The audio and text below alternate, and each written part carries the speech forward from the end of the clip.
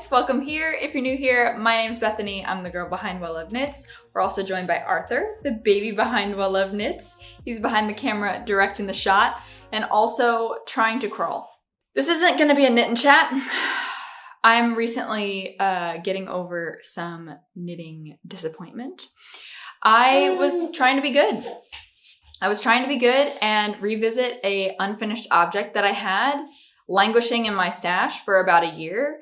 And I got burned by that project, probably because it didn't really like being left behind for so long. So I picked it up and I decided I wanted to finish it, and it didn't turn out the way I imagined, which kind of just made me think like, yeah, this is exactly why I left it sitting in a corner for so long. I'll tell you what it is. It's that project bag that I was kind of going for.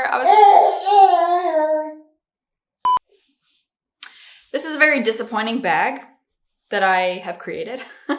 So the thought process behind it, originally I wanted to make like a tote bag, kind of similar to a canvas bag. I was really taking measurements off of a canvas bag that I really liked, and I made a swatch. I did a lot of things that hopefully would have set me up for success with this project. And in the end, I also really wanted to kind of share a tutorial video on how to do it.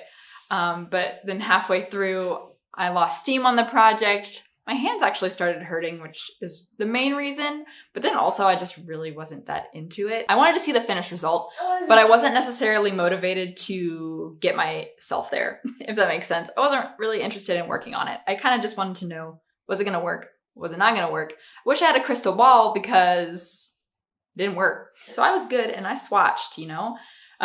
Everything that I looked up about felting said it was gonna shrink by 30%.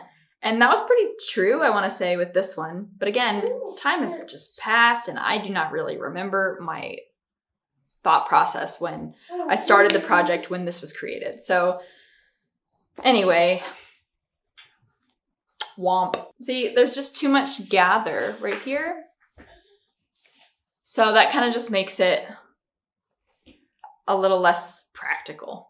It doesn't really sit like a bucket. That's really what I was imagining with this, that it was going to sit up like a bucket. I wanted it to just be maybe folded like this. That's kind of how I imagined it to be. It is what it is. It's over. Obviously I can't go back and fix it. That's the problem with felting also, because you can't really change anything about it. I do really like how the cast off kind of folded over on itself and made this really nice like edge. That looks really nice. It's just way too floppy, way too big, way too wide for what I was envisioning. So I thought maybe I redeem myself and pick up and do another type of project bag project. Yeah, so I have all these swatches that really have covered a lot of projects that I've worked on or decided not to. It's just a nice variety, and I do want to kind of give each one their moment. This yarn is from Wool and the Gang. I thought it was such a cool concept when it came out. It was called New Wave yarn.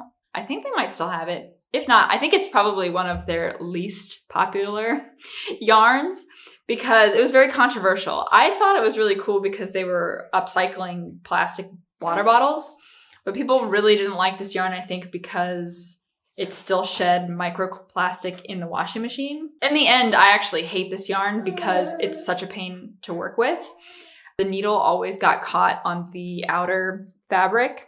So it's like recycled plastic on the outside. It's like it creates a little net tube, and then there's yarn blown inside, I think, from what I can tell. This is this yarn, actually, what I'm wearing. So this is just the wool altogether. I actually really like this yarn on its own because it does have like a little bit of heathering going on.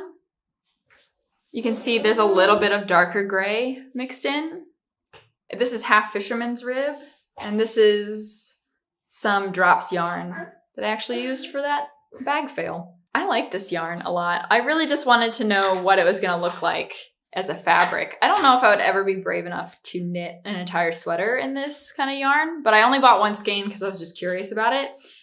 I never ended up really knitting anything with it. And the swatch for my Farnham sweater, that's a recent one. the swatch for what would have been a whatever cardigan that was. This is the Cardiff cashmere yarn that I worked with knitting for olive merino together. Really lovely swatch. Really, really soft. The idea here is to sew all of these swatches together to make my own swatch bag like ones I've seen on Instagram lately. My swatch bag is not going to look as, I guess, cohesive. I mean, it's going to be very scrappy. It's not like I have a nice color palette that I'm working from. These are literally all the swatches that I have. So it's going to be very scrappy and patchwork-like, which I think is really cool. It's different because all of the swatches are in different dimensions. So I'm going to have to get a little creative, I think. And I don't know if I have enough swatches, so I might have to make a couple to put into the bag. So we'll see. First, I'm gonna tackle these and then see where I'm at. I use the horizontal and vertical seaming techniques to combine them all together.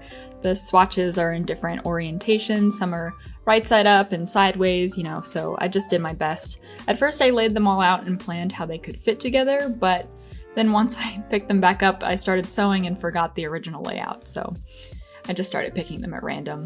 And I tried to coordinate the colors a little bit, and in the end I actually liked the fabric it created much better.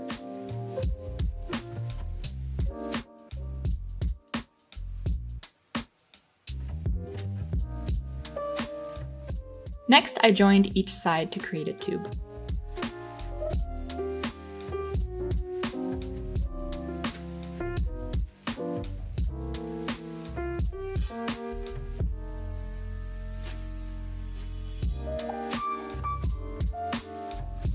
So I went ahead and seamed this together into this little tube. I didn't use all of the swatches that I had, so I had a couple left over, but I'm happy with the potential of this. So now what I'm gonna do is take my project, my failed project, and upcycle it, and hopefully, use it for something instead of just throwing it away, What I was thinking was I could also use a portion of this as the bottom of my project bag. So I don't really have a plan as far as cutting a large circle. I don't really know how I'm going to estimate how much I need. I'm just gonna wing it and hopefully it'll work out.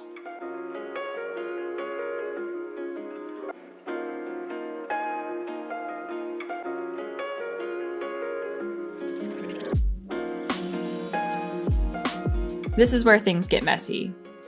I took a needle and thread and joined the felt circle together with my swatch tube, right sides facing together, using a backstitch. At least that's what I think I was doing.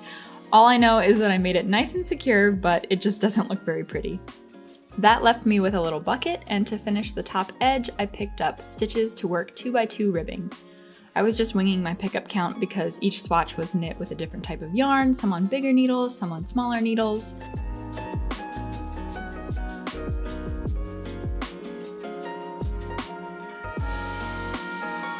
I was also sure to add 2 buttonholes for a drawstring, and then I folded the ribbed edge over and cast off all stitches.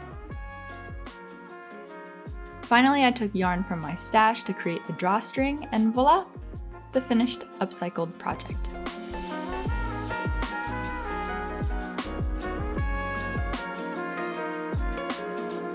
This little swatch bag isn't as elegant as some I've seen on Instagram, but I couldn't be happier with the result. The felted bottom actually makes the bag nice and sturdy. It's the perfect size for a little sock project that I can take on the go. So from an unfinished object fail to something cute and practical I can get a lot of use out of. I hope this video gave you some inspiration to revisit or even upcycle a failed project you might have in your stash. If you enjoyed seeing the process, definitely like this video and maybe subscribe for more videos like this. Bye!